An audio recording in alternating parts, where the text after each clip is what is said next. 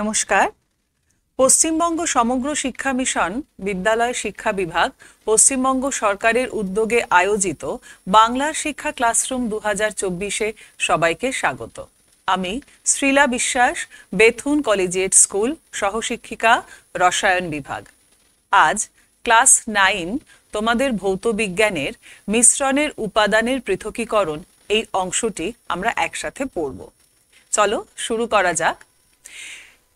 প্রথমে তোমাদেরকে একটা ছবি দেখাই। এই ছবিটি দেখে যদি তোমাদেরকে প্রশ্ন করি যে এখানে কি কি দেখতে পাচ্ছ, তাহলে ফিজিক্যাল সায়েন্সের একজন স্টুডেন্ট হিসাবে তুমি বলবে যে এখানে একটি কঠিন পদার্থ, তরল পদার্থ এবং একটি গ্যাসীয় পদার্থ দেখা যাচ্ছে। এবং আরো স্পেসিফিক্যালি যদি বলতে হয়, একটি মৌলিক পদার্থ, একটি যৌগিক পদার্থ এবং একটি মিশ্র পদার্থ আমরা দেখতে পাচ্ছি। এখানে যে লোহার বারটি রয়েছে সেটি আসলে মৌলিক পদার্থ। এখানে কেবলমাত্র লোহা ছাড়া অন্য কোনো উপাদান উপস্থিত নেই, তাই এটি একটি মৌলিক পদার্থ। চলে আসি জলে।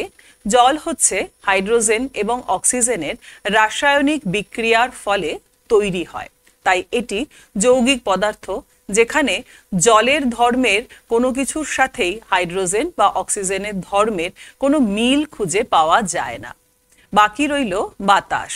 এই বাতাসের মধ্যে রয়েছে বিভিন্ন উপাদান, যেমন oxygen, carbon die oxide, nitrogen, বিভিন্ন ধরনের নিষ্ক্রিয় গ্যাস ইত্যাদি। এরা একসাথে থাকে, এদের কোনো রকম রাসায়নিক বিক্রিয়া ছাড়াই এরা পদার্থ তৈরি করে। যে পদার্থ তৈরি করে তাকে আমরা বলে থাকি মিশ্র পদার্থ।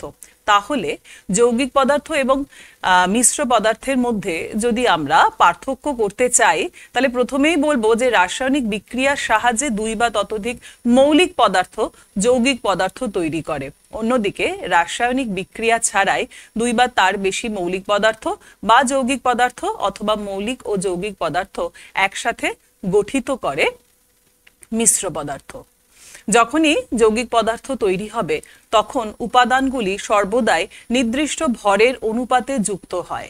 যেমন ধরো, তোমার বাড়ির জল বা তোমার স্কুলের জল, তোমার মামা বাড়ির জল, তোমার আশেপাশে যে কোনো জায়গার জলের যদি অংশ, কি কি অংশ আছে, কি কি ভরের অনুপাতে আছে যদি দেখি, তাহলে দেখব এর মধ্যে হাইড্রোজেন এবং অক্সিজেন 1:8 ভরের অনুপাতে যুক্ত হয়েছে। কিন্তু এই সব জায়গাগুলোতে গিয়ে তুমি যদি 1 গ্লাস করে শরবত খাও, তাহলে তোমার বাড়ির শরবত, তোমার মামা বাড়ির শরবত, দুটোরই স্বাদ কিন্তু আলাদা হবে। কোথাও একটু নুন বেশি থাকে, কোথাও একটু চিনি বেশি থাকে, কোথাও বা সিরাপ বেশি ব্যবহার করা থাকে, কোথাও বা লেবু বেশি ব্যবহার করে থাকি আমরা। তো তাহলে নির্দিষ্ট ভরের অনুপাতে আমরা এগুলোকে যুক্ত করি না। আবার যৌগিক পদার্থগুলো যেহেতু রাসায়নিক বিক্রিয়ার সাহায্যে উৎপন্ন হয়, সেই কারণে খুব সাধারণ ভৌত পদ্ধতিতে এই উপাদানগুলোকে আমরা আলাদা আলাদা করতে পারি না। কিন্তু মিশ্র পদার্থের মধ্যে যেহেতু উপাদানগুলি নিজের ধর্ম বজায় রাখে, সেই কারণে সহজ কিছু উপায়ে আমরা এই উপাদানগুলোকে আলাদা করতে পারি। আজকে এই কি কি উপায়ে আমরা মিশ্র পদার্থের উপাদানগুলোকে আলাদা করতে পারি এবং কেনই বা আলাদা করব, সেই নিয়েই আমাদের এই পুরো ক্লাসটা। তাহলে মিশ্র পদার্থের উপাদানগুলোকে আলাদা করব কেন, কি কারণে এই প্রয়োজন? আচ্ছা দেখো, তোমরা তো এখন একটু বড় হয়েছো, সবাই চা খাও নিশ্চয়ই। এই যে চা খাও তোমরা, চা তৈরি করতে গেলে যে মূল উপাদানটি লাগে সেটি কি বলতো? চা পাতা, তাই তো? কেউ হয়তো চিনি ছাড়া চা খাও, কেউ হয়তো দুধ ছাড়া চা খাও। যে যেটাই খাও না কেন, একটা উপাদান ছাড়া চা তৈরি হয় না, সেটা হলো চা পাতা। চা তৈরি করার পর যখন আমরা চাটা খাই, তখন কি আমরা পাতা সহ খাই? না, কিন্তু তখন আমরা চায়ের পাতাটা ফেলে দিই, ছেঁকে ফেলি এটা, তাই তো? এই পদ্ধতিটাকে বলা হয় পরিস্রাবণ পদ্ধতি। ঠিক তেমনি করে কোনো একটি পদার্থের মধ্যে থেকে অবাঞ্ছিত পদার্থ দূর করে কাঙ্ক্ষিত পদার্থগুলোকে আরোহণ করতে চাই যে পদ্ধতিতে, সেটাকেই আমরা বলবো কোনো একটি মিশ্র পদার্থ, তাকে আমরা কি কি পদ্ধতিতে আলাদা করব। তাহলে বিশুদ্ধ পদার্থ পাওয়ার জন্য আমরা উপাদান পৃথক করার পদ্ধতি জানবো। আবার দেখো, এই যে বাতাস, বাতাসের মধ্যে প্রচুর পরিমাণ অক্সিজেন আছে, প্রচুর পরিমাণ নাইট্রোজেন আছে। তাহলে তরল বাতাসকে তরলে প্রথমে পরিণত করে সেই তরল বাতাস থেকে যদি আমি অক্সিজেন, নাইট্রোজেন ইত্যাদিকে আলাদা করতে পারি, তাহলে সেই অক্সিজেনকে আমরা কিন্তু মেডিকেল পারপাসে ব্যবহার করতে পারবো। বা জলের মধ্যে যে অবাঞ্ছিত পদার্থগুলো থাকে, সেই অবাঞ্ছিত পদার্থকে দূর করে বিশুদ্ধ জল তৈরি করার জন্য আমাদের এই পদ্ধতিগুলোকে জানতে হবে। আবার পেট্রোলিয়ামের মধ্যে প্রচুর উপাদান থাকে যেগুলো আমাদের নিত্য প্রয়োজনীয় এবং যেগুলো ভীষণ আমাদের প্রতিদিনের জীবনে কাজে লাগে। সেই কারণে পেট্রোলিয়াম থেকে ওর দামি এবং ব্যবহারযোগ্য যে উপাদান সেগুলো আলাদা করার জন্য আমাদের এই মিশ্রণকে কিভাবে আলাদা করব সেই পদ্ধতিগুলোকে জানতে হবে। ছোটবেলা থেকেই তোমরা নানা পদ্ধতি পড়ে এসেছো, যেমন তার মধ্যে উল্লেখযোগ্য আশ্রাবণ, পরিশ্রাবণ, চুম্বকের সাহায্যে পৃথকীকরণ, ঊর্ধ্বপাতন ইত্যাদি। আজকে আমরা ক্লাস 9-এর সিলেবাসে পাতন, আংশিক পাতন এবং বিওজি ফানেলের সাহায্যে পৃথকীকরণ এই 3টে উপায় জানব। আসলে মিশ্রণের উপাদানের পৃথকীকরণগুলো কিভাবে করা হয় বলতো? মিশ্রণের যে উপাদানগুলো রয়েছে তাদের বিভিন্ন ধর্মের উপর নির্ভর করে বা ধর্মের ভিত্তিতে আমরা এদেরকে আলাদা করি। এদের স্ফুটনাঙ্কের ভিত্তিতে হতে পারে, এদের গলনাঙ্কের ভিত্তিতে আলাদা করতে পারি, এদের দ্রাব্যতার ভিত্তিতে আলাদা করতে পারি, এদের উদ্বায়িতার ভিত্তিতে আমরা এদেরকে আলাদা করতে পারি, এদের ঘনত্বের ভিত্তিতে আলাদা করতে পারি। তাহলে উপাদানগুলোর যদি এই ধর্মগুলো আমাদের জানা থাকে, চেনা থাকে, তাহলে সহজেই মিশ্রণগুলো থেকে তাদের উপাদান আমরা আলাদা করতে পারবো। তাহলে আজকে শুরু করব এবার আমরা পাতন পদ্ধতি। প্রথমে জানবো পাতন পদ্ধতি বলতে আমরা কি বুঝি। দেখো, কোনো একটি তরল পদার্থ তাকে যদি আমরা উত্তাপ দিই তাহলে আমরা জানি সেটি বাষ্পে পরিণত হবে। এবার ওই যে উৎপন্ন বাষ্প তাকে যদি আবার আমরা ঠান্ডা করি তাহলে সেটি কি হবে? সেটি ঘনীভূত হবে, ঘনীভূত হয়ে আবার তরলে পরিণত হবে। এই পদ্ধতিকেই বলা হয় পাতন। অর্থাৎ যে পদ্ধতিতে কোনো তরল পদার্থকে উত্তাপ দিয়ে প্রথমে বাষ্পে পরিণত করা হয় এবং পুনরায় সেই বাষ্পকেই আবার ঠান্ডা করে তরলে পরিণত করা হয়, সেই পদ্ধতির নাম হচ্ছে পাতন পদ্ধতি। পাতন পদ্ধতিতে আমরা কোন ধরনের মিশ্রণকে আলাদা করব সেটা আমাদের পরিষ্কার বুঝতে হবে। দেখো, যখন কোনো তরল পদার্থের মধ্যে কঠিন পদার্থ দ্রবীভূত হয় তখন সেটা যদি একটি স্বচ্ছ সমসত্ব মিশ্রণ তৈরি করে, তবে পাতন পদ্ধতিতে আমি কঠিন ও তরল যে পদার্থ রয়েছে তাকে আলাদা করতে পারবো। কিন্তু যদি এই কঠিন পদার্থটি তরল পদার্থের সাথে কোনো রাসায়নিক বিক্রিয়া ঘটায় বা তাপের ফলে যদি বিয়োজিত হয়ে যায়, তাহলে কিন্তু সেখানে পাতন পদ্ধতি ব্যবহার করতে পারবো না। একইভাবে যদি 2 বা ততোধিক তরল পদার্থের মিশ্রণ থাকে, তাহলে তরল পদার্থগুলো যদি ওই স্বচ্ছ সমসত্ব মিশ্রণ তৈরি করে, তবে আমরা পাতন পদ্ধতিতে ওই বিভিন্ন তরলকে আমরা আলাদা করতে পারি। এক্ষেত্রে একটি শর্ত হচ্ছে তরলগুলির স্ফুটনাঙ্কের পার্থক্য, অর্থাৎ যে তরলগুলোকে নিয়ে আমি মিশ্র পদার্থ তৈরি করেছিলাম অর্থাৎ ওর উপাদানগুলি, তাদের স্ফুটনাঙ্কের পার্থক্য অবশ্যই 30 ডিগ্রি বা তার তুলনায় বেশি হতে হবে। 30 ডিগ্রির কম যদি উষ্ণতা হয় তাহলে সেক্ষেত্রে পাতন পদ্ধতি ব্যবহার করে আমরা আলাদা করতে পারবো না উপাদানগুলোকে। এবার আসি স্ফুটনাঙ্ক বলতে আমরা কি বুঝি। এই যে বললাম 30 ডিগ্রি সেন্টিগ্রেড বা তার তুলনায় বেশি স্ফুটনাঙ্কের পার্থক্য হতে হবে। দেখো, তরল পদার্থের উপরিভাগ থেকে সব সময় কিছু না কিছু বাষ্প নির্গত হয়। এই পদ্ধতিকে আমরা বলে থাকি বাষ্পায়ন। এই যে বাষ্প, এগুলো জমা হয় তরল পদার্থের উপরিতলে এবং কন্টিনিউয়াসলি তরলের উপরে এরা একটি চাপ সৃষ্টি করে। বাষ্প যেহেতু চাপ দিচ্ছে, তাই এই চাপের নাম হলো বাষ্প চাপ। এবার তরল পদার্থটিকে যখন আমি উত্তপ্ত করব, তখন তোমরা নিশ্চয়ই জানো যে উৎপন্ন বাষ্পের পরিমাণ বৃদ্ধি পায়, অর্থাৎ বাষ্পায়ন দ্রুত হয়।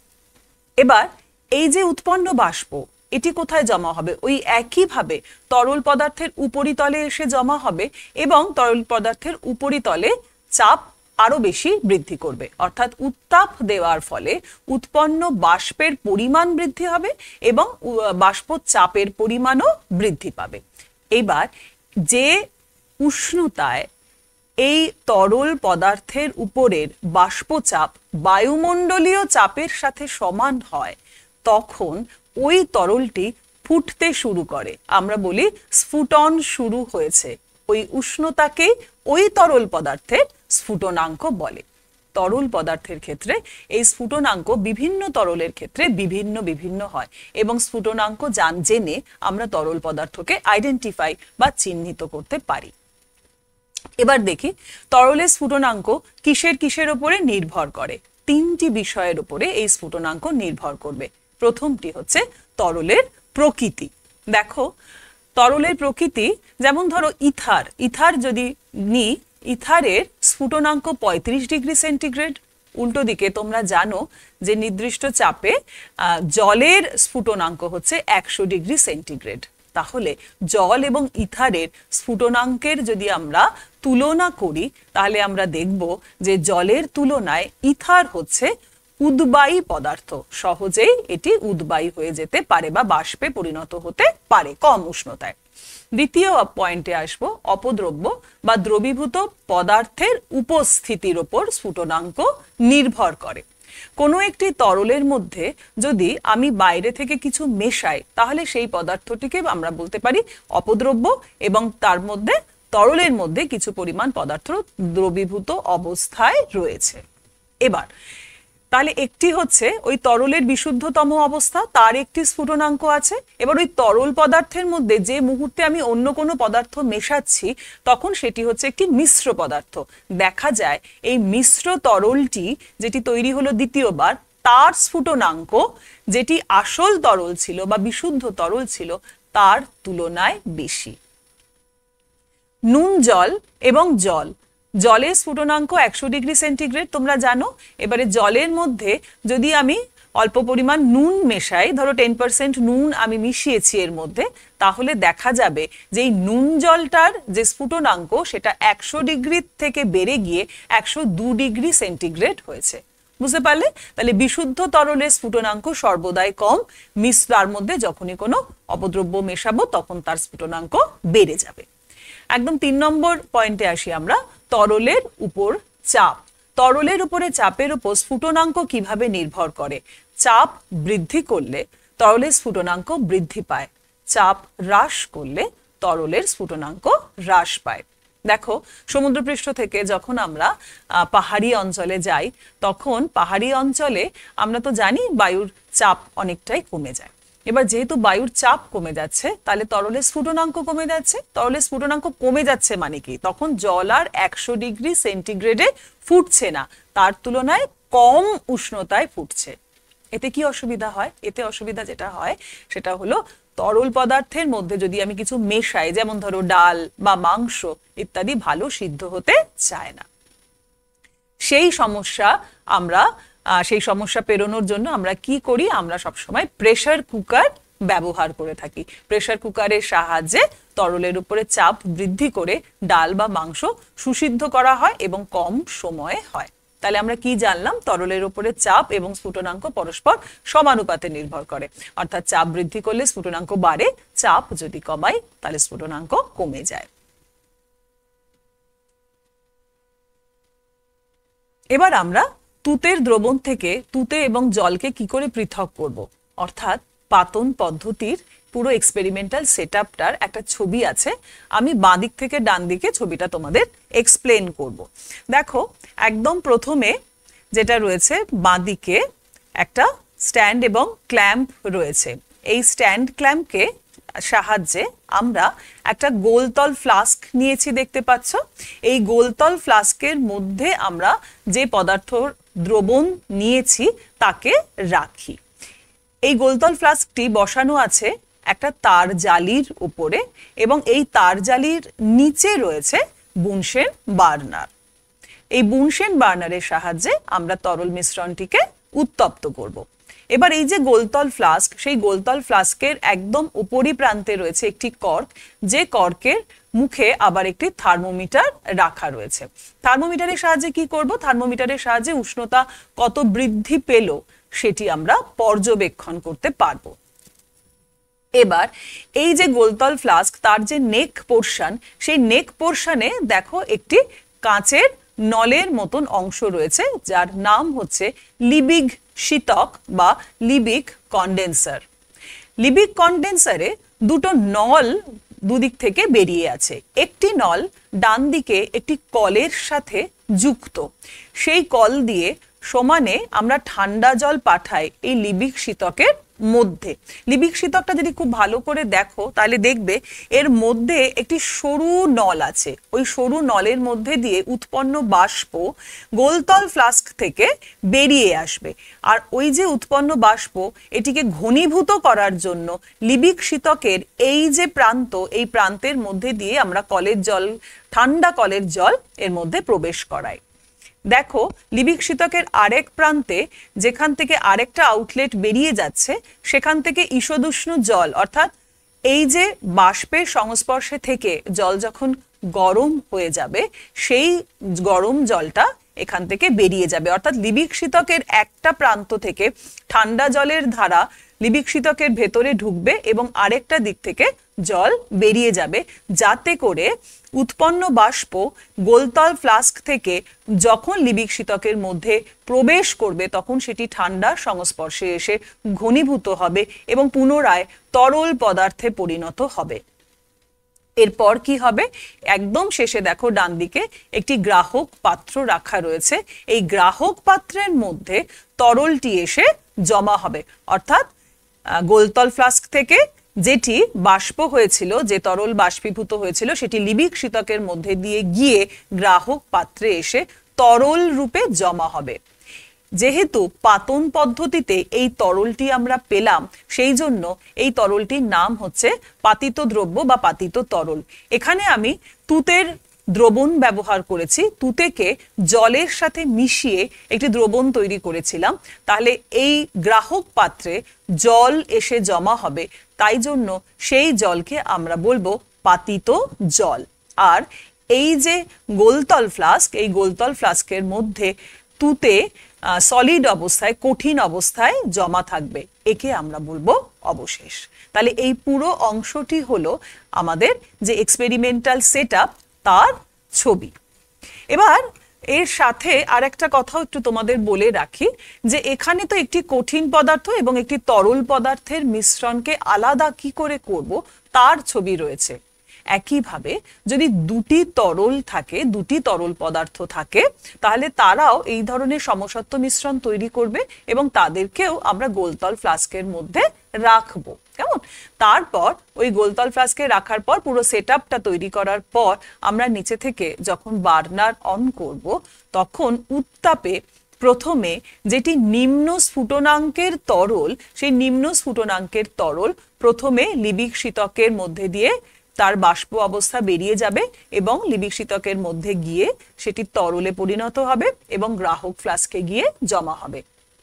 এই পুরো পদ্ধতিটা যখন ঘটবে তখন থার্মোমিটারের উষ্ণতা কিন্তু ওই নিম্ন স্ফুটনাঙ্কের যে তরল, তার স্ফুটনাঙ্কে, তার সেই টেম্পারেচারে স্থির থাকবে। টেম্পারেচার কিন্তু তখন আর বাড়বে না। পুরো তরলটি যখন বাষ্পীভূত হয়ে বেরিয়ে যাবে তখন পড়ে থাকবে এই গোলতল ফ্লাস্কের মধ্যে দ্বিতীয় তরলটি, যার স্ফুটনাঙ্ক বেশি। তাহলে তখন আবার থার্মোমিটারের পাঠ আমি দেখব আস্তে আস্তে বাড়ছে এবং যে উষ্ণতায় গিয়ে ওই তরলটি, ওই উচ্চ স্ফুটনাঙ্কের তরলটি আসলে বাষ্পে পরিণত হবে বা ফুটতে শুরু করবে বা স্ফুটনাঙ্কে গিয়ে পৌঁছবে, তখন সেটি বাষ্প উৎপন্ন হবে আবার এবং সেই বাষ্প লিবিক শীতকের মধ্যে দিয়ে গিয়ে দ্বিতীয়বার দ্বিতীয় গ্রাহক পাত্রে গিয়ে জমা হবে।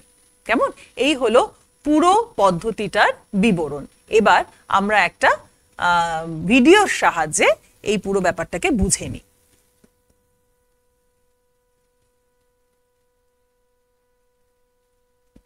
দেখো, প্রথমে সেট আপ করবো আমরা এক্সপেরিমেন্টাল পুরো ল্যাবটাকে আমরা সেট আপ করবো এই কাজটা করার জন্য। প্রথমেই আমরা দেখে নাও বুনসেন বার্নার, তার তলায়, তার উপরে গোলতল ফ্লাস্ক, লিবিক শীতক এবং গ্রাহক পাত্র সব আমরা জমা করেছি। এইভাবে সাজিয়ে এটাকে বসিয়েছি, কর্ক দিয়ে আটকে রেখেছি পুরো জিনিসটাকে।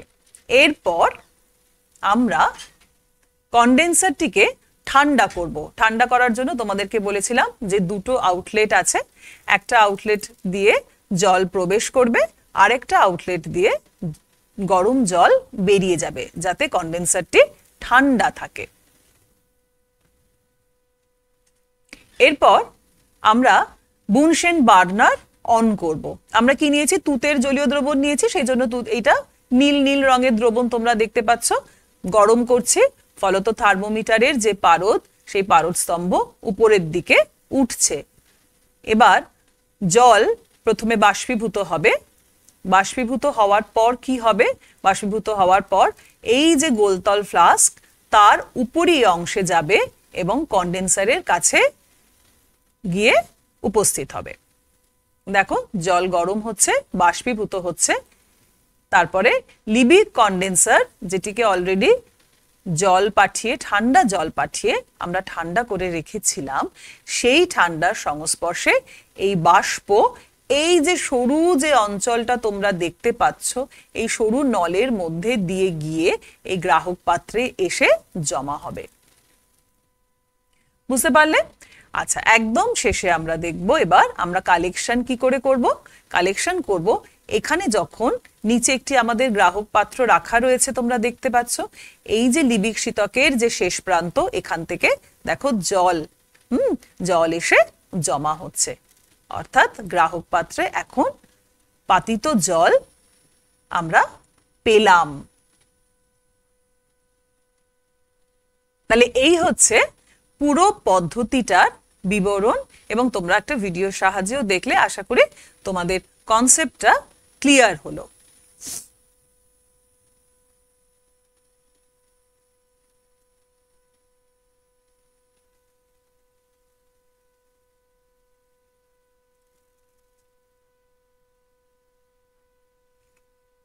এবার আমরা দেখব যে এই যে পাতন পদ্ধতি যেটা আমরা পড়লাম, সেটা আমরা আমাদের জীবনে কোথায় কোথায় ব্যবহার করতে পারি।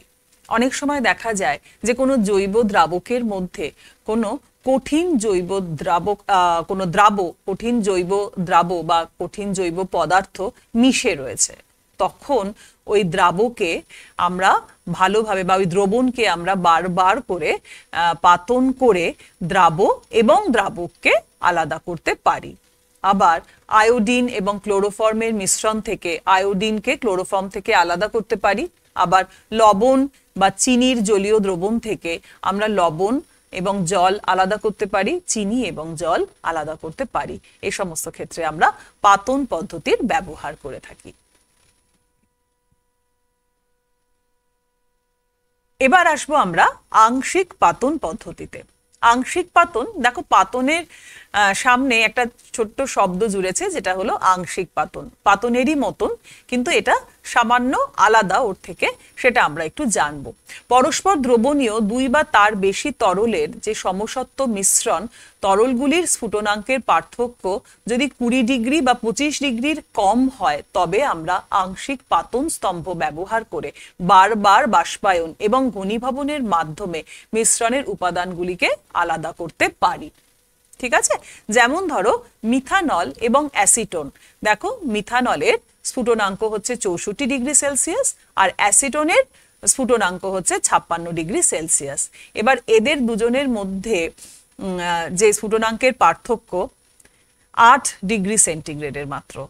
তো একে তো আমরা পাতন পদ্ধতিতে আলাদা করতে পারবো না, এই দুটো তরলকে আমরা পাতন পদ্ধতিতে আলাদা করতে পারবো না। সেজন্য আমরা সাহায্য নেব আংশিক পাতন পদ্ধতির। আংশিক পাতন পদ্ধতি তাহলে তোমরা বুঝতে পারলে কোথায় আমরা ব্যবহার করতে পারবো। বিভিন্ন তরল পদার্থের মিশ্রণ হতে পারে, যেখানে একটি তরল পদার্থ অপর তরল পদার্থের সাথে সম্পূর্ণ মিশে যায় এবং সমসত্ব মিশ্রণ তৈরি করে। এটা হলো 1 নম্বর শর্ত। আর 2 নম্বর শর্ত হচ্ছে যাদের মধ্যে স্ফুটনাঙ্কের পার্থক্য 20 ডিগ্রি বা 25 ডিগ্রি সেন্টিগ্রেডের কম হবে, সে সমস্ত ক্ষেত্রে আমরা আংশিক পাতন পদ্ধতি ব্যবহার করব। এবার আংশিক পাতন পদ্ধতির এই যে ছবিটা, এই ছবিগুলো তোমরা তোমাদের বইতে নিশ্চয়ই দেখেছো। আমি এবার এই ছবিটাকে একটু এক্সপ্লেন করি। দেখো, এখানেও একদম আমি বাঁ দিক থেকে ডান দিকে যাব। বাঁদিকে এই স্ট্যান্ড ক্ল্যাম্পের সাহায্যে আমরা কি করেছি, পুরো সেটআপটাকে ধরে রেখেছি। এখানে আমি একটি পাতন ফ্লাস্ক নিয়েছি, যেটি একটি গোলতল ফ্লাস্ক, আগের পরীক্ষাতেও তোমরা দেখেছিলে। তার নিচে আছে একটি তার জালি, আর তারও নিচে রয়েছে বুনসেন বার্নার। এবার দেখো, এটাকে তোমরা চিনতে পারছো, এটি সেই লিবিক শীতক। শীতকের দুটো প্রান্ত আছে, সেই একটা থেকে ঠান্ডা জল প্রবেশ করে আর আরেকটা থেকে গরম জল বেরিয়ে যায়, এবং শীতকের একদম শেষ প্রান্তে কি রয়েছে, রয়েছে গ্রাহক পাত্র। তাহলে পাতনের সাথে আংশিক পাতনের পার্থক্যটা কোথায় বলো তো? দেখো, এখানে একটি আংশিক পাতন স্তম্ভ রয়েছে, যেটা পাতনের পদ্ধতিতে আমরা দেখতে পাইনি। এবার আমরা এই জিনিসটাকে একটু বুঝে নিই যে এই আংশিক পাতন স্তম্ভ কি বা এর কি ব্যবহার। দেখো, যখন এই যে আংশিক পাতন স্তম্ভ, এর মধ্যে তোমরা দেখতে পাচ্ছ ছোট ছোট ছোট ছোট গোল গোল কাঁচের বল রাখা রয়েছে। এই কাঁচের বলগুলো এরকম ভাবে আংশিক পাতন স্তম্ভের মধ্যে দিয়ে আমরা আংশিক পাতন স্তম্ভটাকে তৈরি করি। কি হয়, এই পাতন ফ্লাস্কের মধ্যে যে তরল মিশ্রণ থাকে, তাদের মধ্যে তো ধরে নিই আমি দুটো তরলের মিশ্রণ রয়েছে। এবার এই যে দুটো তরলের মিশ্রণের মধ্যে নিশ্চয়ই দুজনের আলাদা আলাদা স্ফুটনাঙ্ক হবে। একজনের স্ফুটনাঙ্ক কম হবে আর একজনের স্ফুটনাঙ্ক বেশি হবে। যার স্ফুটনাঙ্ক কম সে প্রথমে পাতিত হবে, যার স্ফুটনাঙ্ক বেশি সে পরে পাতিত হবে।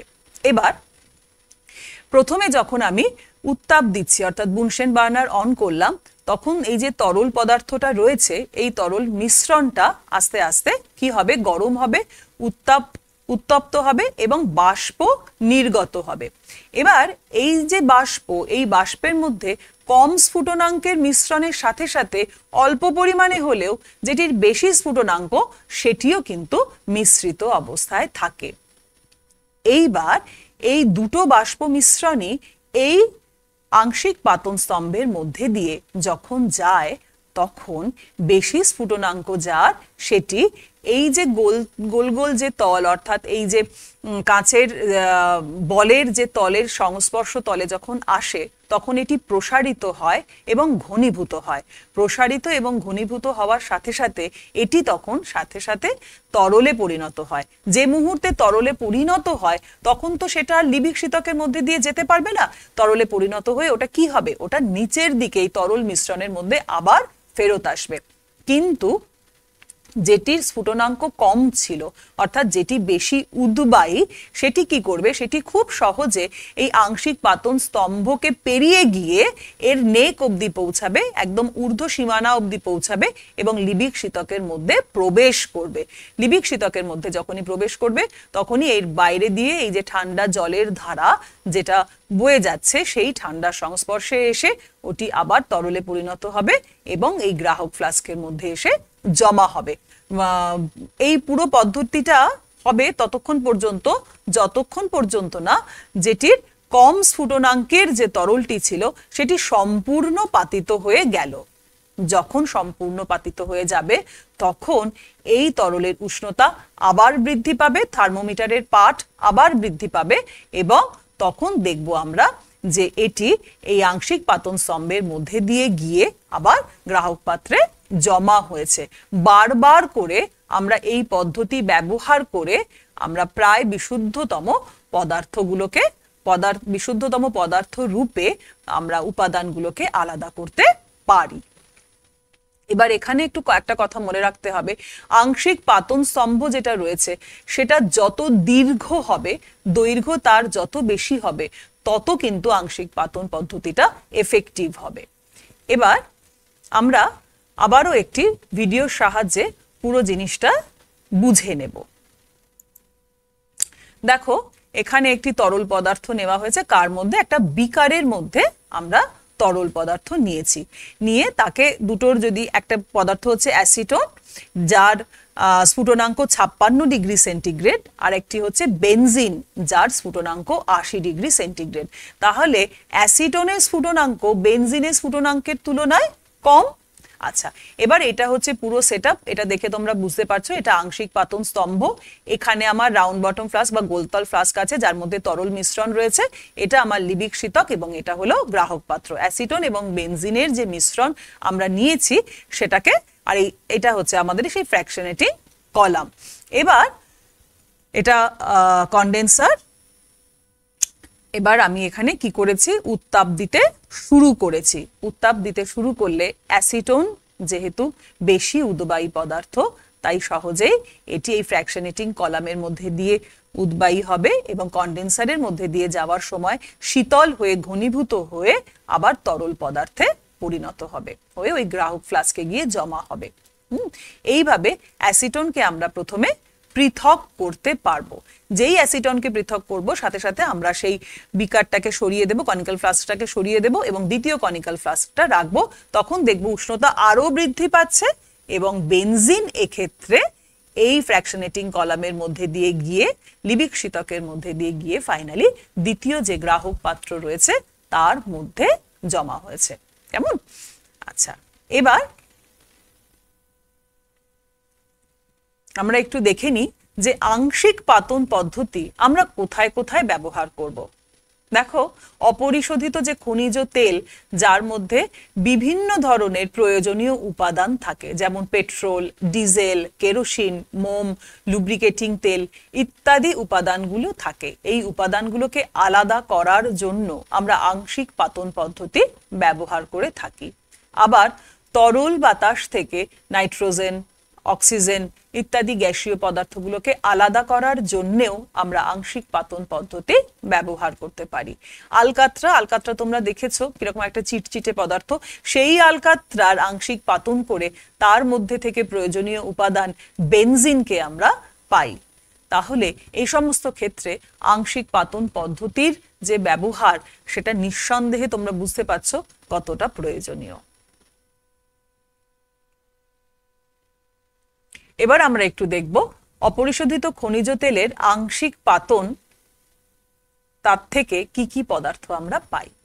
তোমরা অপরিশোধিত যে খনিজ তেল, যেটাকে আমরা পেট্রোলিয়াম বলে থাকি, তোমরা তো জানো পেট্রোলিয়ামকে আমরা মাটির নিচে থেকে তুলে আনি, এই জন্য এটাকে আমরা কি বলে থাকি, এটাকে আমরা খনিজ তেলও বলে থাকি।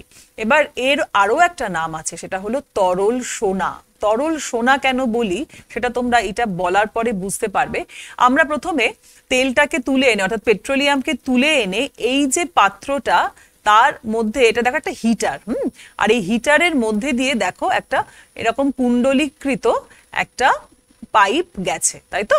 এবারে এই ক্রুড অয়েলটা বা যে খনিজ তেল যেটাকে আমরা পাচ্ছি, সেটাকে আমরা এই যে পথ, এই যে পাইপ, এই পাইপের মধ্যে দিয়ে পাস করাই। যখন এই পাইপের মধ্যে দিয়ে গ্যাসটি পেট্রোলিয়াম যখন পাস করানো হয়, তখন এটি এই হিটারের সংস্পর্শে এসে, হিটারের উত্তাপের সংস্পর্শে আসে।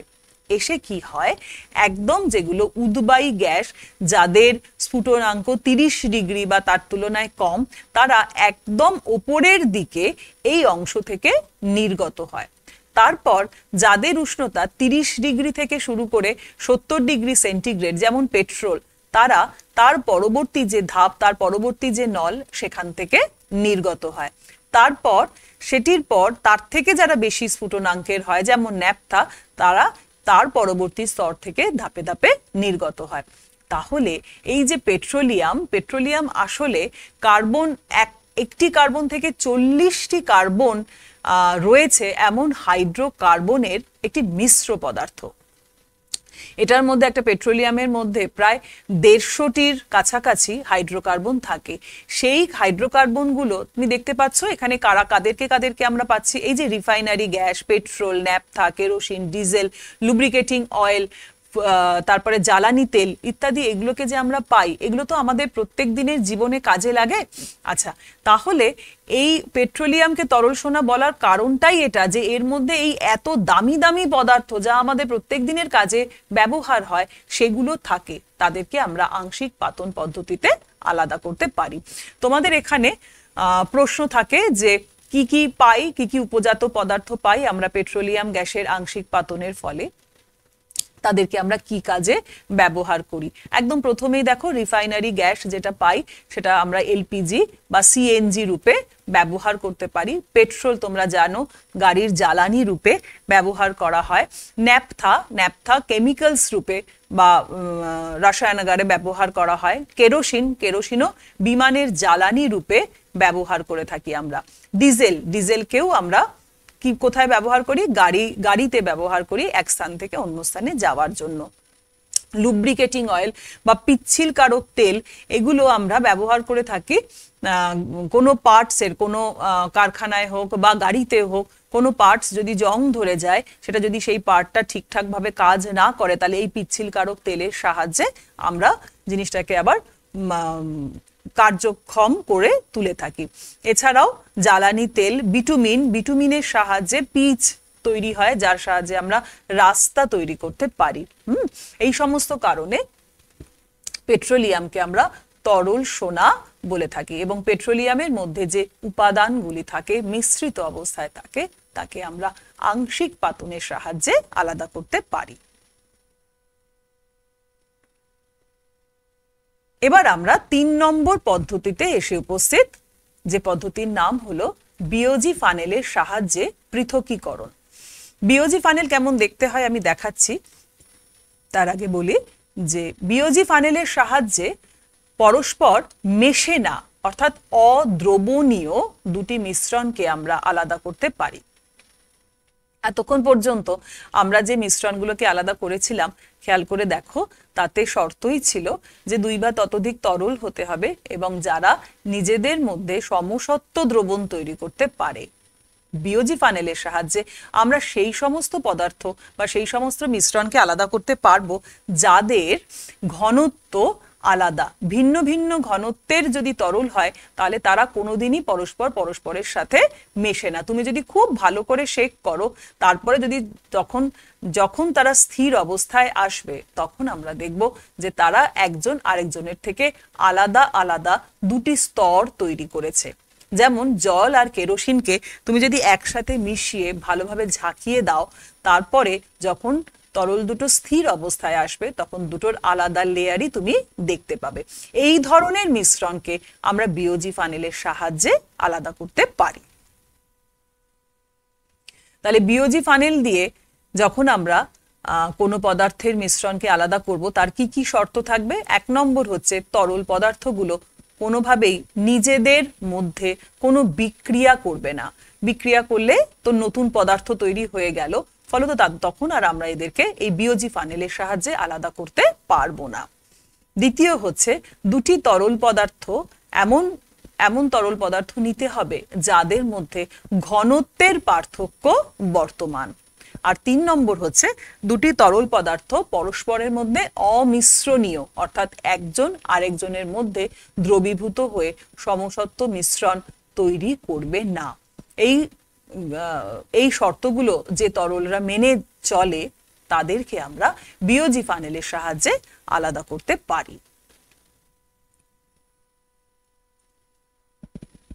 যেমন উদাহরণস্বরূপ আমি নিয়েছিলাম জল এবং তেল। এবার এই ছবিটাকে আমি একটু এক্সপ্লেন করি। দেখো, একদম বাঁ দিকে যথারীতি স্ট্যান্ড ক্ল্যাম্প রাখা রয়েছে। নিচের দিকের এই যে পাত্রটি রয়েছে, এই পাত্রটি হচ্ছে একটি কনিক্যাল ফ্লাস্ক। কেমন? এই কনিক্যাল ফ্লাস্কের উপরে স্ট্যান্ডের সাহায্যে আটকানো রয়েছে এই যে ত্রিভুজাকার যে অংশটি, এটিকে বা চোঙাকৃতি যে অংশটি, এটাই হচ্ছে বিওজি ফানেল। এবার এই বিওজি ফানেলের মাথাটা উপরের দিকে খোলা থাকে এবং এর যে নিচের অংশ, সেখানে একটি স্টপকক আটকানো থাকে। এই যে মুখের এই যে জায়গাটা, এটার মধ্যে দিয়ে আমরা বিভিন্ন তরলের মিশ্রণ ঢালতে পারি। যখন মুখটি বন্ধ করা অবস্থায় থাকবে, তখন তরলটি এই উপরি তলে এসে জমা হবে। এখানে জল এবং তেলের যে মিশ্রণটি আমরা নিয়েছি, তার মধ্যে দেখো জল তেলের তুলনায় ভারী, সেজন্য এটি ভারী বলে বা এর ঘনত্ব বেশি বলে এটি নিচের যে অংশ সেখানে জমা হয়েছে, এবং এই যে তেল সেটি হালকা বলে জলের উপরে ভাসছে, অর্থাৎ দুটি আলাদা লেয়ার তৈরি করেছে। এবার বেশ কিছুক্ষণ বাদে এদেরকে স্থিরভাবে রাখার পর যখন এরা আলাদা আলাদা লেয়ার তৈরি করবে, তখন আমরা এই যে স্টপককটি রয়েছে, এই স্টপককের মুখটা যদি খুলে দিই, তখন দেখব যে নিচে যে তরল পদার্থটি রয়েছে সেটি আস্তে আস্তে এই কনিক্যাল ফ্লাস্কের মধ্যে এসে জমা হচ্ছে। যখন সম্পূর্ণ তরলটি, এই নিচে থাকা যে সম্পূর্ণ তরলটি এই কনিক্যাল ফ্লাস্কে এসে জমা হবে, সাথে সাথে আমরা এই স্টপককটি বন্ধ করে দেব। নিয়ে এই যে গ্রাহক পাত্রটি সেটাকে সরিয়ে দিয়ে আমরা দ্বিতীয় গ্রাহক পাত্র রাখবো। তাহলে তখন বিওজি ফানেলের মধ্যে একটি মাত্র তরল উপস্থিত, অর্থাৎ এই হলুদ তরলটি তখন থাকবে। আমরা আবার স্টপককের মুখটা খুলে দিয়ে এই তরল পদার্থটিকে আবার গ্রাহক পাত্রের মধ্যে জমা করব। এইভাবে বিওজি ফানেলের সাহায্যে আমরা 2 বা ততোধিক ভিন্ন ঘনত্বের তরল পদার্থের মিশ্রণকে আলাদা করতে পারি। চলো আমরা এবার এটা একটু ভিডিওর সাহায্যে বুঝে নিই। আচ্ছা, দেখতে পাচ্ছ এখানে আমার এই যে স্টপককটা রয়েছে, এটার উপরে একটা বিওজি ফানেল রাখা রয়েছে, যে বিওজি ফানেলের নিচের দিকটা এরকম সরু। এবার যখন শুরু হবে তখন আমরা কি করেছি, প্রথমে জল নেব। জল নেওয়ার পর এখানে জল এসে পাত্রের নিচের দিকে এসে জলটি জমা হবে। এরপর আমরা কেরোসিন নিয়েছি। কেরোসিন হালকা বলে জলের উপরিতলে এসে জমা হবে। বেশ কিছুক্ষণ স্থিরভাবে রেখে দেওয়ার পর দুটো লেয়ার আমরা এভাবে আলাদা আলাদা দেখতে পাবো। লেয়ার দুটো স্থির হয়ে যাওয়ার পর আমরা স্টপককটি খুলে দিয়ে জলকে একটি পাত্রে সংগ্রহ করব। তারপর স্টপককটি আবার বন্ধ করে দেব। এই পাত্রটিকে সরিয়ে রেখে দ্বিতীয় পাত্রটি আবার যখন আমরা বিওজি ফানেলের নিচে এনে স্টপকক খুলব, দ্বিতীয় তরলটি জমা হবে। এইভাবে তেল এবং জলের মিশ্রণকে আমরা বিওজি ফানেলের সাহায্যে আলাদা করে দুটো উপাদানকে আমরা আলাদা আলাদা করতে পারি। এই ছিল আমাদের আজকের ক্লাসের পড়াটা, যেখানে আমরা দেখলাম যে মিশ্র পদার্থ তার উপাদানগুলিকে বিভিন্ন ধর্মের ভিত্তিতে আমরা কিভাবে আলাদা করতে পারি। এবার তোমাদের জন্য একটা কাজ রয়েছে, সেই কাজটার দিকে আমরা একটু নজর দিই। 3টে প্রশ্ন আছে এখানে, এটা তোমরা স্কুলে তোমাদের বন্ধুর সাথে আলোচনা করে এটার উত্তরটা ঠিক করবে। দেখো, প্রথম প্রশ্নটা বলা হয়েছে জলের মধ্যে নুন এবং কেরোসিন তেল মেশানো রয়েছে, বা জল, নুন ও কেরোসিন তেলের মিশ্রণ থেকে আমরা প্রত্যেকটা উপাদান কিভাবে আলাদা করব, অর্থাৎ জল, নুন ও কেরোসিন তেলকে পৃথক করতে হবে। 3টি উপাদানকে আলাদা করব, কি পদ্ধতিতে করব? এখানে একাধিক পদ্ধতিও আমরা ব্যবহার করতে পারি। দ্বিতীয় প্রশ্ন হচ্ছে, কোলয়েডীয় যদি দ্রবণ হয় তাহলে কি সেটাকে বিওজি ফানেলের সাহায্যে আলাদা করতে পারি? তোমরা কোলয়েড পড়েছো, সেখান থেকে এই উত্তরটা তোমরা ভাববে যে যদি কোনো কোলয়েড দ্রবণ হয় তাহলে কি আমরা বিওজি ফানেলের সাহায্যে ওই কোলয়েড দ্রবণের যে উপাদান তাদেরকে আলাদা করতে পারি? আর তৃতীয় প্রশ্ন হচ্ছে, সমুদ্রের জল থেকে কোন পদ্ধতিতে লবণ আলাদা করতে পারবো? তোমরা জানো যে সমুদ্রের জল খুব নোনতা হয়। সমুদ্রের জলের নোনতা হওয়ার কারণ হচ্ছে সমুদ্রের জলের মধ্যে বিভিন্ন নুন দ্রবীভূত অবস্থায় থাকে, সেজন্য সমুদ্রের জল ভারীও হয়। আচ্ছা, এবার সমুদ্রের জল থেকে আমি যদি নুনকে আলাদা করতে চাই তাহলে আমি কোন পদ্ধতির ব্যবহার করতে পারবো? এগুলো বন্ধুদের সাথে আলোচনা করবে। নিজেরাও বই পড়ে বা আজকের ক্লাস থেকেও নিশ্চয়ই বুঝতে পারছো উত্তরগুলো। আজ এই অবধি।